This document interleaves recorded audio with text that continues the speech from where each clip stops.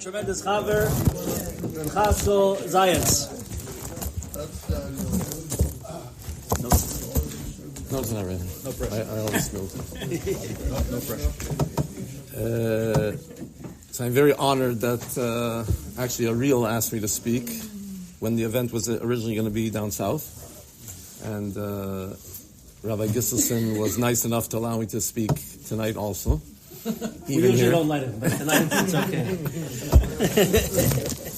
It's really, first of all, I just want to say, the first thing I want to say is that both these individuals, Rabbi Ariel and Rabbi Aharon Gisselson, they're doing a tremendous avoid to bring the light of Rabbeinu HaKadosh down to even to these low places in Toronto. I don't mean that chas v'sholom in a negative way.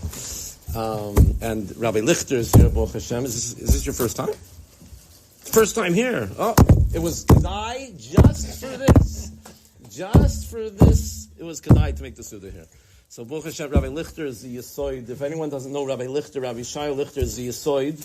He's the pillar of Breslov in Toronto. He's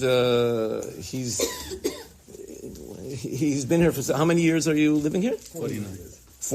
49 years. So 49 years of bringing Breslov to Toronto is a massive schus, and we're just kind of continuing, because he broke through. Avram Yaakov, that's true. The senior Rabbi Yakubovich, Alav Hashalom, he really broke through, but second in command was always Reb Shaya. And we can only do what we're doing here. Not really me, much more Ariel and Rabbi Gisselson, and maybe a little bit me and everybody else that helps out. We can only do it because these soldiers went against against all of the opposition, and they broke through. And then once someone breaks through, it's easier to make the hole a little wider and a little wider. I'm very honored to be able to speak in honor of Reb Nosson. I'm going to try not to speak long.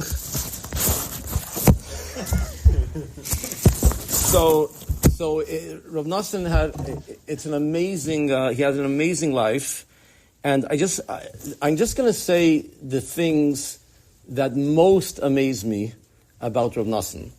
First of all, he started off as a Talmud of the Barditchever. Harav Levi Yitzchak from Barditchev is from the. Even Rav Nachman said about him, he was a massive, massive, massive tzaddik. And everybody, even people today that are not even Hasidish, have a great respect for him.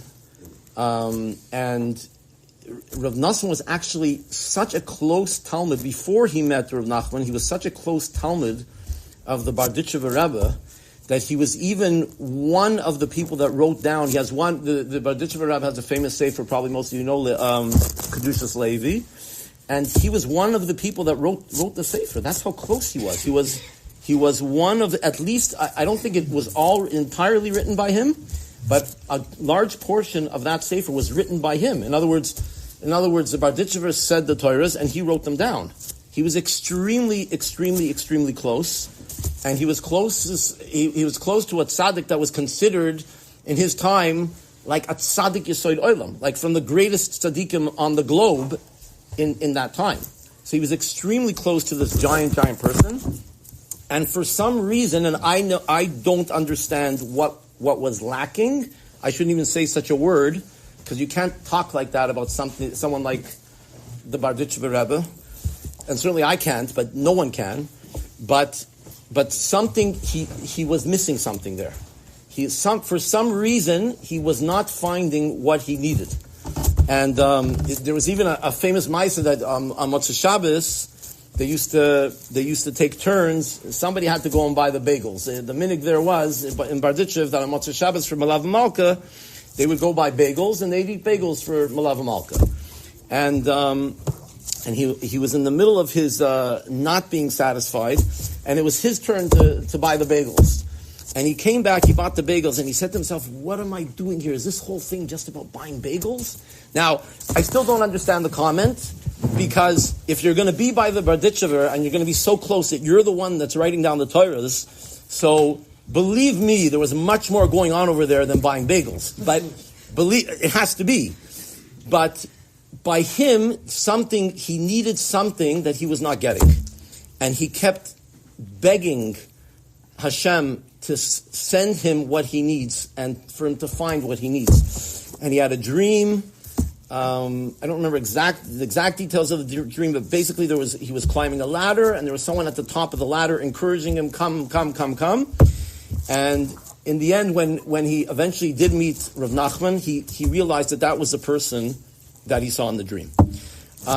When he met Rav Nachman, it was almost immediate love at first sight, and he became very, very, very, very close.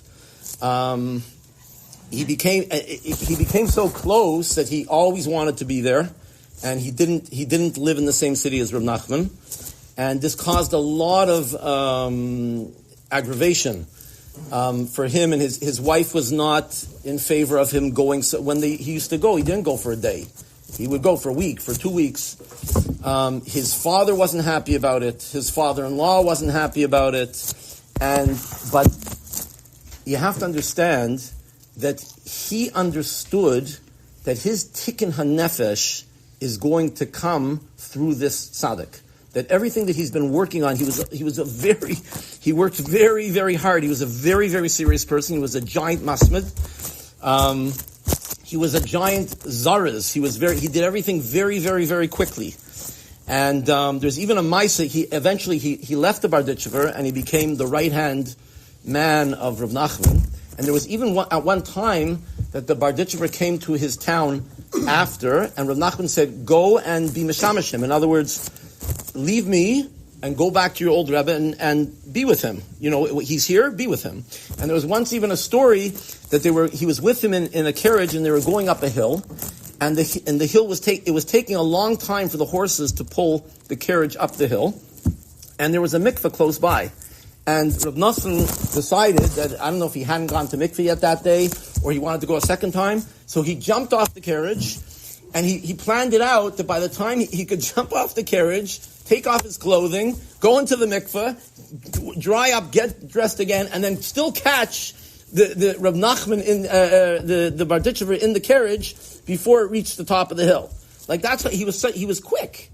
He was extremely quick. He was constantly learning. He was constantly davening, and he understood that this Torah and this mahalach that was coming from his Rebbe Reb Nachman was his tikkun hanefesh for himself, that this is what he needed. When I say tikkun hanefesh, it means for him to become his ultimate spiritually, he needed Reb Nachman and his Torah and everything that Reb Nachman was giving him. But more than that, he understood that Klal Yisrael needs this. And it's not just going to be his tikkun, it's going to be the tikkun of Klal Yisrael. That the Rebbe said, Ha'esheli tikad ad bias goyel ad bias HaMashiach. My fire will burn until Mashiach comes. And he took that very much to heart and he understood it because he experienced it. And he understood that this is what Klal Yisrael needs. And this tzaddik and everything this tzaddik says and stands for, that's going to bring Klal Yisrael to Mashiach. It's extremely interesting, his role with Rav Nachman. There's not enough time to go into it, but there's a Masorah in Breslov that there were Chamishe Yechidei Hadoros. That means to say that there were 5 tzaddikim. There are many tzaddikim in Klal Yisrael, but there are 5 tzaddikim that these 5 form a chain, and these 5 ultimately working together will ultimately give Klal Yisrael what they need for Mashiach to come. The first tzaddik is Moshe Rabbeinu. The second tzaddik is Reb Shimon Bar Yochai. The third tzaddik is the Arizal. The fourth tzaddik is the Baal Shem Tov, and the 5th tzaddik is Reb Nachman. And we need all of these 5 tzaddikim. We need everything that they brought down. We need this in order for Mashiach to come, and Klal Yisrael needs this. And ultimately, in the schus of these 5, that's how Mashiach is going to come. It's very interesting that with all these 5, it follows a certain pattern. Anybody who learns a little bit about Chassidus and Pnimis Torah knows that there's something called spheres, and there's something called, one sphere is called Chachma, and one sphere is called Bina. Chachma means that for a person in a comic book, sometimes a person gets an idea, you see a light bulb on top of his head. That's Chachma, right? Yeah, that's the idea. A person got an idea. I'm going to build a house right here. I'm going to build a house. That's the light. That's a Chachma. That's the most important thing. That's the spark. But then Bina means the developing of that idea. How am I going to build the house? So I need the place, I need the bricks, I need the mortar, I need the heating system, I need the plumbing, etc., etc. So Chachma is the light bulb, and Bina is the expansion of it until the idea is fulfilled. And you need both. An idea without fulfillment is nothing, and you can't have any fulfillment without the idea. You're going to see an amazing pattern in these Chamisha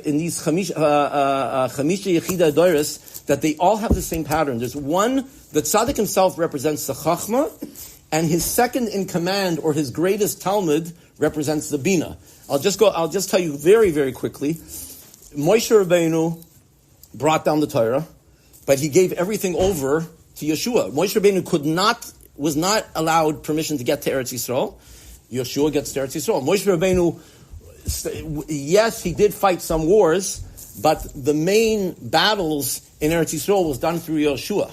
And the Torah of Moshe Rabbeinu is continued through Yeshua. So that's Moshe and Yeshua. The Medrash says Moshe is like the sun and Yeshua is like the moon. It's the same thing. It's all Chachma and Bina. The next level is Reb Shimon Bar Yochai is the same thing. Reb Shimon Bar Yochai, he gave over the Zohar, but he didn't write it down.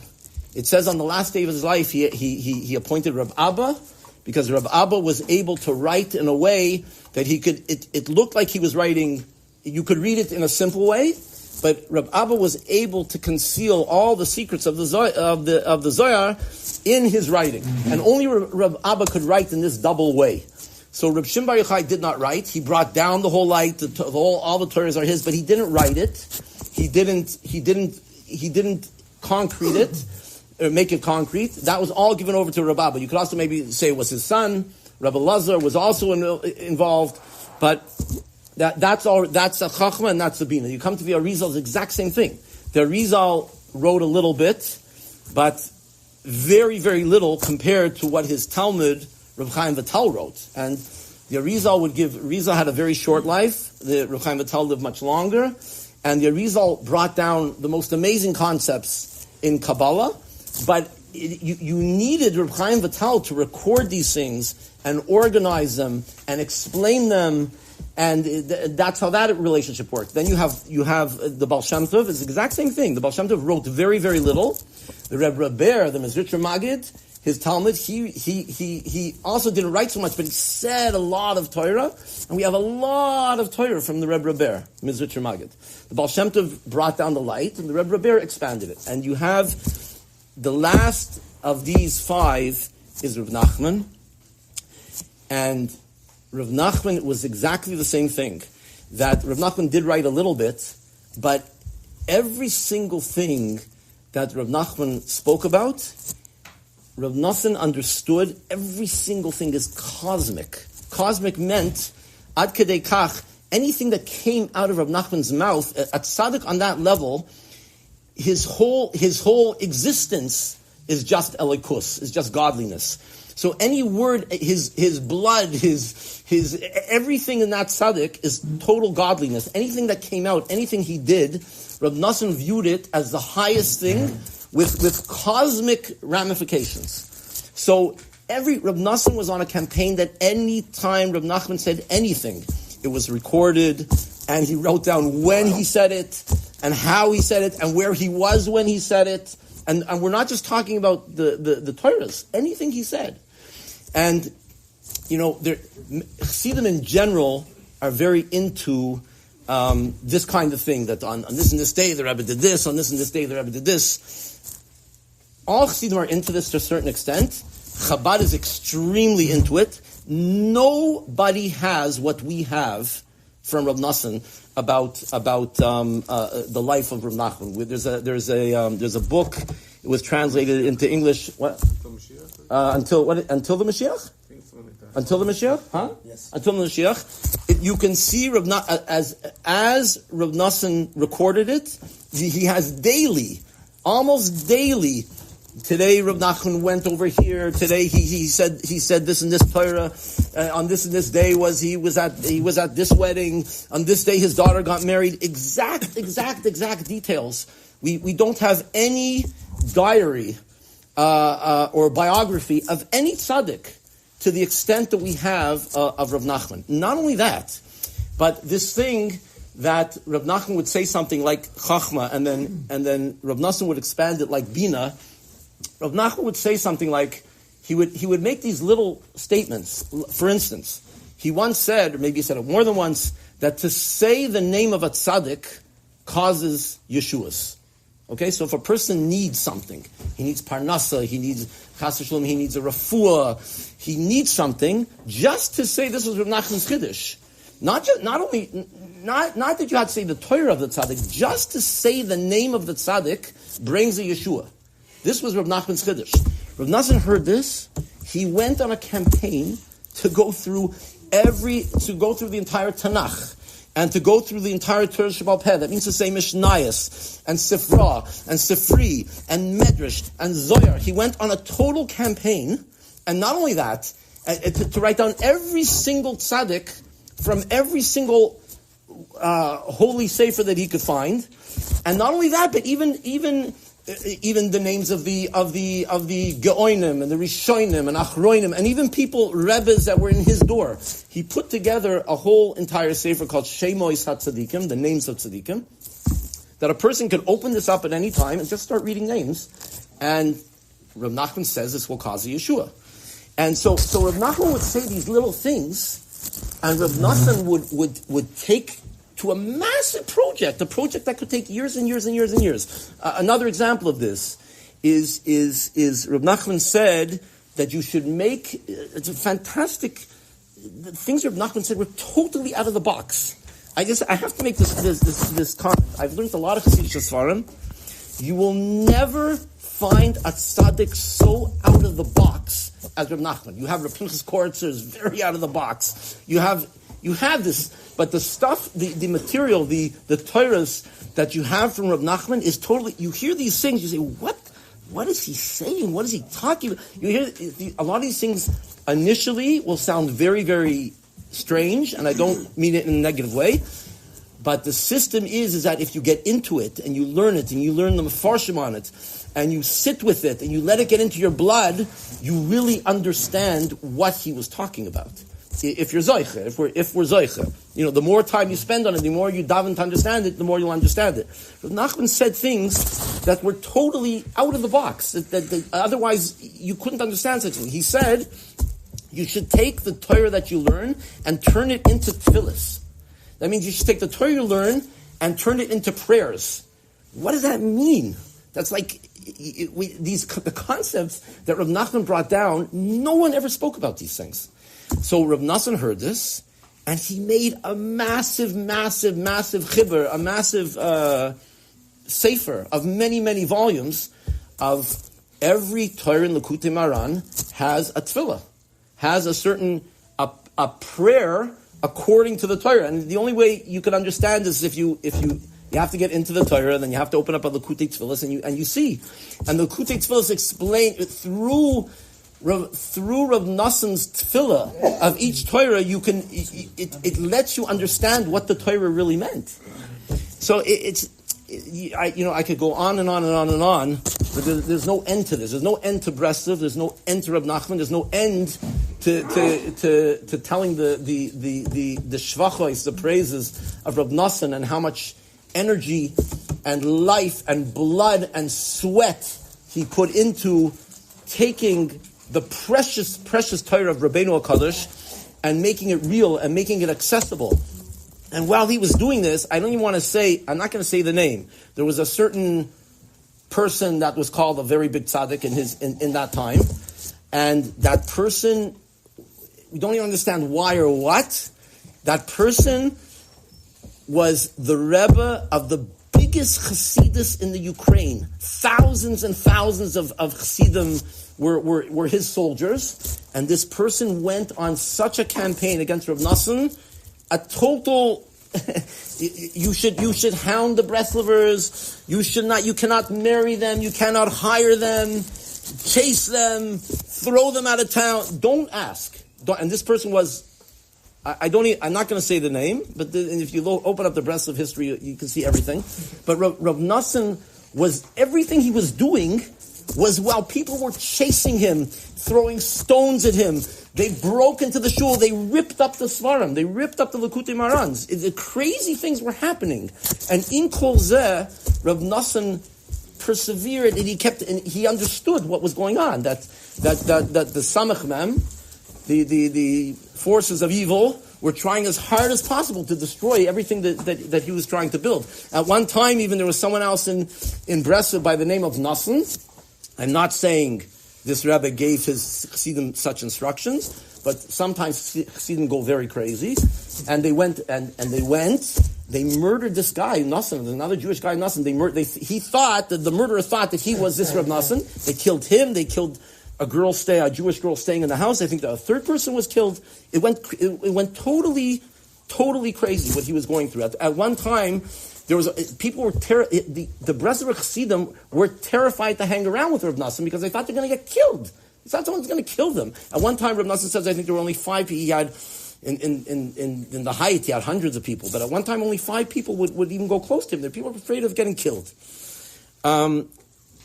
I want to say one more quick ma'isa that's extremely important to me. It made a very, very big roishim, a very big effect on me. That at one time, Rav Nachman was traveling from one place to another place, and Rav Nosson and a different Talmud were accompanying him. They were seeing him off on the way, and they came to a bridge. And that was the place that they understood that at the bridge, they're going to say their goodbyes, they're going to let Rav Nachman cross the bridge and go where he had to go, and they're going to turn back. And they started saying their goodbyes to the Rebbe, and Rav Nachman said to them, take a choice. I can give you now a Torah, or I can give you a bracha. You choose. So the first thing is, why is there a choice? Why couldn't Rav Nachman say a Torah? How long does it take to say, even if you give a long bracha? So how long does it take? Is it 60 seconds, 120 seconds?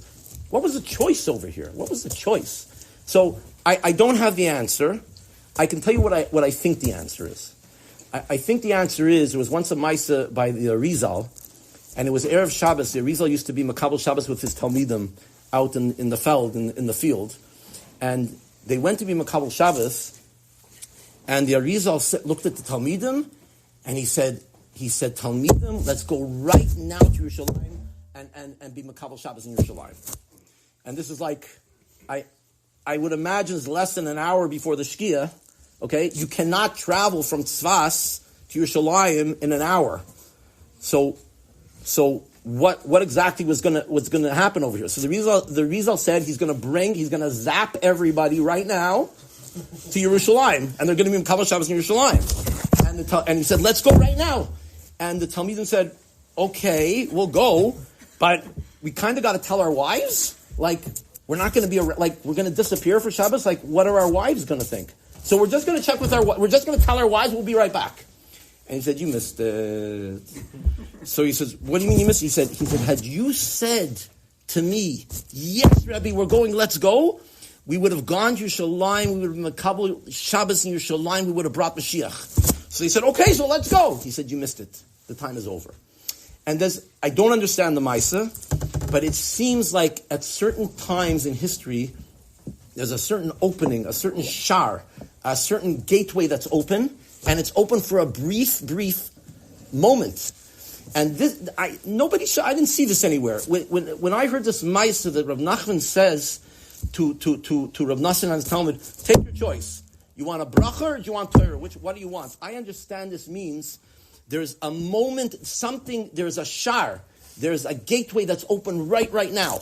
And this gateway is only open for a very limited time. So I can't give a Torah and also give a bracha. This is going to be very, very quick and to the point. Tell me what you want right now. That's how I understand this Maisa. What was Reb Nosson's decision? So you would think Reb Nosson held that Reb Nachman is Sadik Yesoid Oilam, that everything that comes out of his mouth is cosmic. You would think that what would be the choice? Bracha or Torah? Of course Reb Nosson would take the bracha. whatever bracha that Tzaddik Yisrael is going to bring down to now, it's going to be a real bracha. It's going to happen. No, that was not the decision that Reb Nosson makes. He tells the Rebbe he wants your Torah. Why? He says his cheshbon. He says that he held that every Torah was necessary to fix the world, to fix himself, to fix the Yidden, to fix the Goyim, to fix the world. Everything that Reb Nachman said in Torah, every Torah he brought, Reb Nachman said on himself that the Torahs come from the highest place. There's a place in Shemayim called Atzilis. I don't know what it means. It means a very high place. He says, my Torahs come from Atzilis. He understood that if he takes the bracha now and he doesn't take the Torah, that Torah is not coming down. And he needs that Torah for his tikkun neshama. And Klal Yisrael needs that Torah, and the Goyim need that Torah, and the world needs that Torah. So there was no question by him that he was not going to lose the opportunity to bring down a Torah that would probably never ever come down again. And that was the decision he made. He said to get the bracha on the way back. He did say? I think so. He was going to Lemberg, right? I don't know. So he said on the way back he'll get the bracha? I think he said which Torah it was. The Zamra, no? It was a Zamra? It says on the way back. I think he said on the way back. Yeah? Give me the bracha when you're better, like you're going there, you'll come back better. Okay. This is interesting. Anyway, I spoke too long. That's worth coming from Detroit. Yeah? Okay, I appreciate it. The Rebbe said, Ha'esheli tukad ad bias HaMashiach, and I think we all understand that the Eish is really the Eish of Reb Nachman, but that's the Chachma, and Reb Nosson was the Bina, and it might have been a smaller Eish of Reb Nosson, but it's the same Eish. And the Eish of Reb Nachman will go in Yad Hashem. We see it. We see every year, every day, as we go on. We see how Breslov is expanding to Thornhill, expanding to Detroit, and all over the Baruch Hashem. There's no even other places. They had to. Well, I'll just tell you, in Belz, the Belzer Rebbe had to threaten his Chassidim that if you go to Uman, you're getting thrown out. He had to do it. And I don't blame him. I don't blame the guy because I don't blame that tzaddik. And I have the most respect for him, and I understand him. If 10 guys are going to go to Uman, they're going to come back, they're going to see something they never saw. That's the end of Belzer Chassidus. So I don't criticize the Belzer Rebbe. I think he's a very smart man. He told him, if I ever catch anybody there, they're getting thrown out. This is the sign of the times. Reb Nachman brought down such a high thing. I remember I was sitting by Reb Mata Frank by Rosh Hashanah 2 or 3 years ago in Uman, and he's sorry. Reb Mata Frank is going to be here, by the way, in January 24th. For the whole Shabbos. Everyone's invited. Yeah, in Yad Hashem. I don't know if you know, but in Chernobyl is a place that was not so happy with the Breslov Chassidus until today. They're let's say in Skver, they're not really so happy about Breslov. I remember he stood up on the table and he said, "This is the first year that we have a minyan of Skver Hasidim here in Uman on Rosh Hashanah." And this is what's happening. And the bottom line is like this: they can threaten their Hasidim from today till tomorrow. It's not going to help, because anyone who experiences Reb Nachman's fire, there's nothing that compares to this. And if you're I don't know exactly who, I know a lot of people here at the table, but I'm just telling you, the more you get into the Torah of Reb Nachman and the Mahalach of Reb Nachman and the things that he said, every single thing is a gem, and it gets into your blood and it makes you a different person. And the whole world, Baruch Hashem, is tasting this now. And there's no, the dam has broke, and there's no way to hold back this water anymore. So, Im Yetz Hashem, the fire of Reb Nachman and the fire of Reb Nosson, who's just a portion of that fire, these fires should taka burn until Bias Hagoyel, Bias HaMashiach. We should all today have a big Yeshua in every single thing that we need, in Parnasa and Refuah, with our children, with our wives, anything that we need in the schus of Rabbeinu HaKadosh, Reb Nachman and Reb Nosson. We should all get what we need. Amen.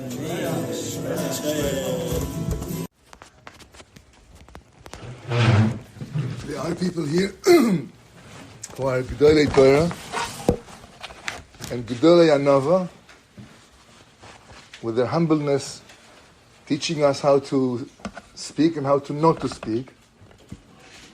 So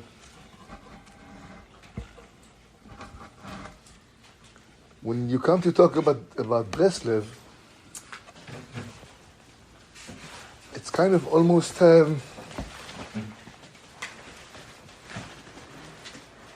it's the point of the heart. It's something that talks to your heart. It's not. There were great scholars, as Reb Chaskel said before. There were great scholars in Yiddishkeit. They all spoke. They promoted Am Yisrael to high places, deep places, ehrlich, straightforward places. But when we sit together, Chaverim, Chassidim, Breslov, and if we talk, when you hear two Breslov and Chassidim talk about a certain something that moves them in their divine service, in their avodas Hashem, Zar lo yavin et zos. A stranger, or whoever was not exposed to Reb Nachman's ideas and devotions and demands and leadership, how to come closer to Hashem, he wouldn't get it. For example, when we talk about the subject of Nekudas Toivis, we have to find the good point, the goodness in everything I do. And to realize that even if I do little, if I do something very small, according to the level of expectations, but for my level, it could be a very big thing, then to hold highly from that little thing and to bold it, to say, wow, I'm so great today. I said Kapitel Tehillim today, because I was really in the pits of the mud and I was unable to do anything. And whatever I could say is Kapitel Tehillim. And so who counts Kapitel Tehillim in the world?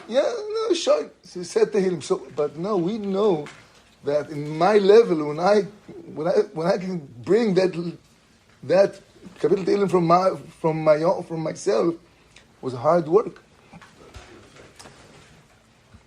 The Peah, Rabbeinu taught us that when a Yid twists around his Peah, he causes tremendous lachas ruach LaKadosh Baruch Hu. What's the... They're going to laugh at us. So what? So you roll your Peahs. What's the thing? Yeah. We're proud of our Yiddishkeit. We're proud of our clothings. We're proud of the way we tie our shoes. We're proud of being a Yid. We're proud of our payas. Yes, we're proud of our outfit. On a little shorter note or a deeper note, the field has 4 corners, and the mitzvah of giving leket and peah. Peah is the corner of the field, and shichecha, something you forgot. These are the matnes anim. You have to give when you harvest the field. You have to give the gifts for the poor. You have to save it for them. Some portions of the crop you're not allowed to touch. You have to keep it for the poor to come and collect it. Some others you can give, but the peah is the corner of the field. It's a very corner, just a little tight. So what Rabbeinu has in meaning, I think I saw that somewhere, heard it somewhere, that the peah, the corner of my actions, the corner of my deeds, the little thing that I do, that Kapitel Tehillim that I could say that day, this is considered as the peah, as the corner of my avoda, of my service, and that's highly appreciated. When I look at the peah, it causes nachas ruach HaKadosh Baruch Hu, because this is what I could. This is what I could do. No more than that. So, but when we talk together, Chaskel, Divrei Chaverim Beyachad, it elevates, and it's so important to be able to talk to the Chaverim, to talk to one another, to give Chizuk to one another, to give a good word to the Chaver, to your friend who's like, maybe at this time of his day, he's like very, very devastated. And you, with your smile, with your good word, you just lifted him up. It's a big thing. They're very big things to have Chaverim talking, gathering together. I think this event is a milestone. How do you say in the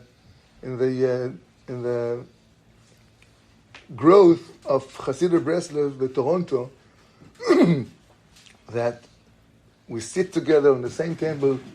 We don't hold highly from someone or lower from someone. We all sit together and B'tzel HaShechina K'dosha B'Beit HaKnesses HaKodesh, and we all want to reach only one goal. We want to do Ratzon Hashem, the will of God, to the best of my ability. And it could only be achieved with Chaverim, friends, sitting together, encouraging each other together, and brings the teachings to their homes, to the wives and to their children, and talk again about what we learned, how we spoke, how we danced, that the wives also should be happy about me being a Breslov Chassid. Elders, children, sits together, enjoy the dynasty of Breslov, of Reb Nosson. Just on a very short note, what Reb Nosson writes here in the Likutei Halakhos about eating. He says that when a Jew eats, it's an elevation of the situation, of the table. He's not eating to fill up his stomach. He's eating because he wants to get koyach, to serve God better. And interesting enough, Reb Nosson writes, "She'achila shel Yisrael tzech sheyeh b'kedusha gdola." When you eat, have to be in great sanctity, b'kedusha gdola. Because what happens, he talks about when we harvest the grains, then we actually divide the tzomeach. How do you say tzomeach? Plant juice, plant life. The plant life from the doimem, from the ground. We elevate the ground to be plant life. It's an elevation. Later on, the animal would come and eat the plant life and elevate that too to a higher level. Furthermore, would come man and would eat the animal, would elevate it even higher. And if the animal is to be shechted properly and to be eaten kosher in a kosher way with the bracha before and after, then it's a great elevation. This is an avodah for us, the Yidden, to elevate the universe, bichlal, because until now, says Reb Nosson, the plant life and the land were connected together with the dust, with the earth, and now when you harvest it, you divide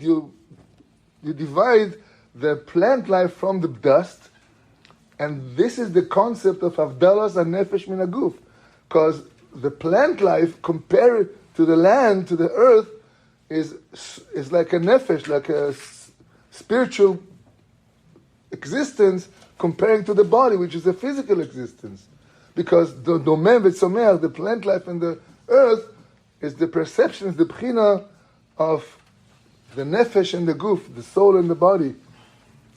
Therefore, the harvesting, the separation from a level to level by eating, by harvesting, has to be the kedusha gdola, the great kedusha, in such a way, be'ofen she'is'alu ha'yesodos, the foundations of the creation will be elevated, mimadrega lemadrega, from level to level, from doimem letzomeach. They're going to become the land, give its strength to the field, to the plants, and the plants are being separated from the land.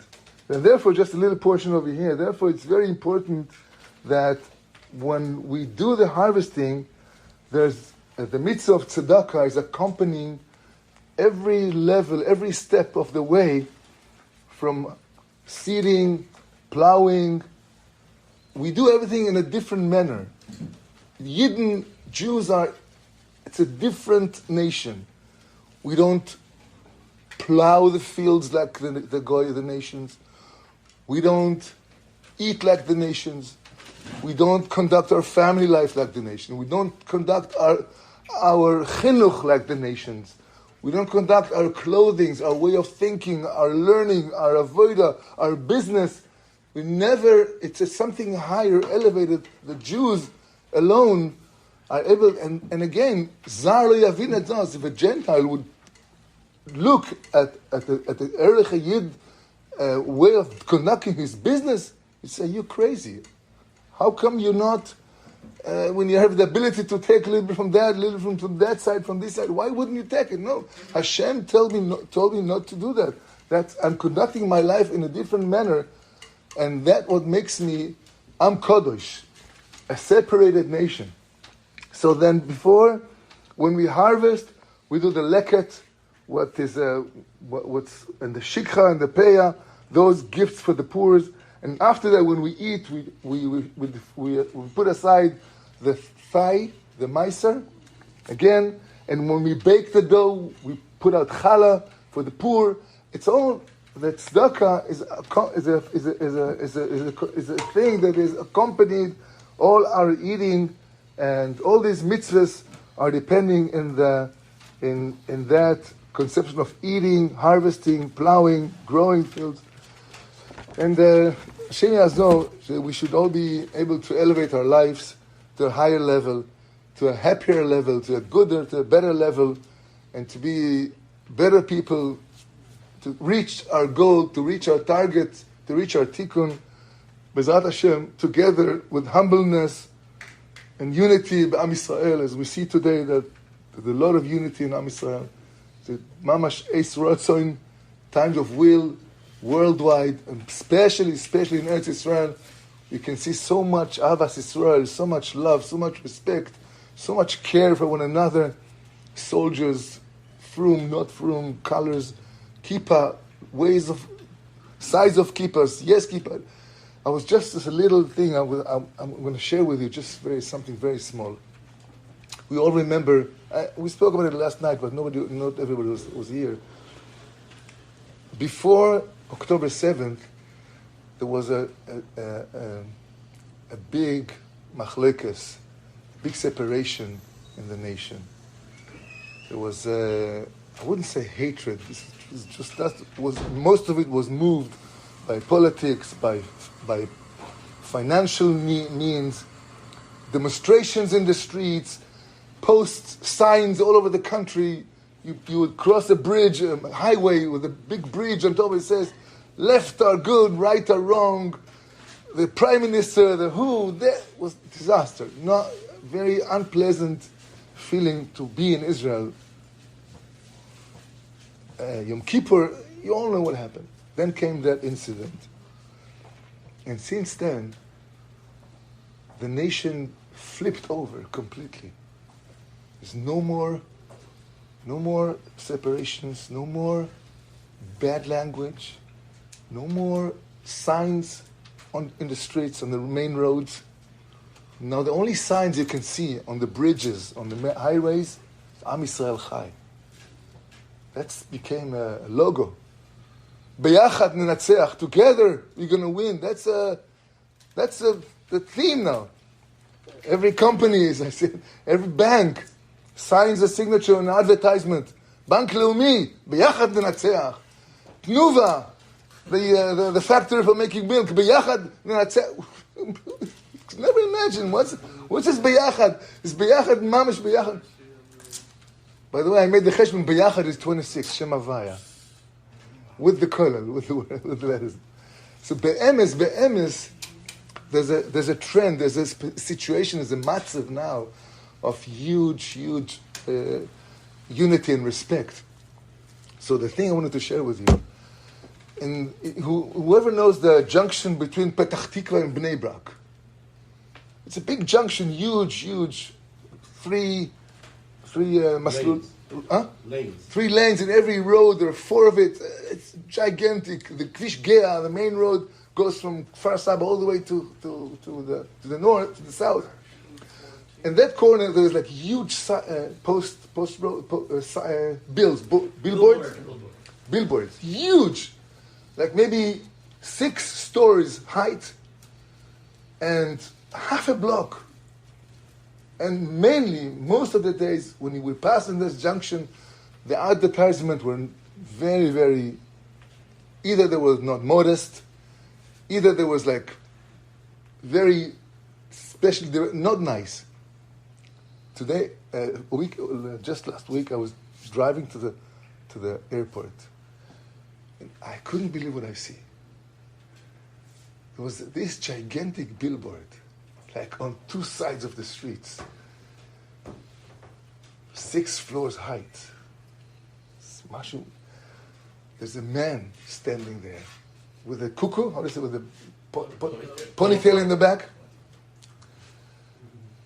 He's like putting his hand, like the way the Sfaradim do the Shema Israel, they do kacha. That's his picture, with jeans, with long hair. And on the other side of the billboard, there was the words Shema Israel, Hashem Elokeinu, Hashem Echad. To see that would really represent now the situation we're all. It's a et ratzon. It's mamash coming of Mashiach and mamash. We're living it. We're living the period. We're living the tkufa of that our forefathers have dreamed about. We are chosen to live here in this era, this time, moment, in this place.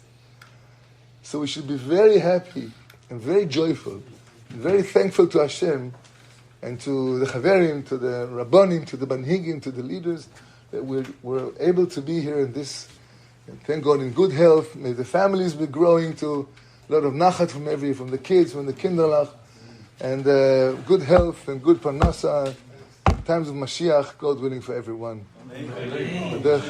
Klal befrat.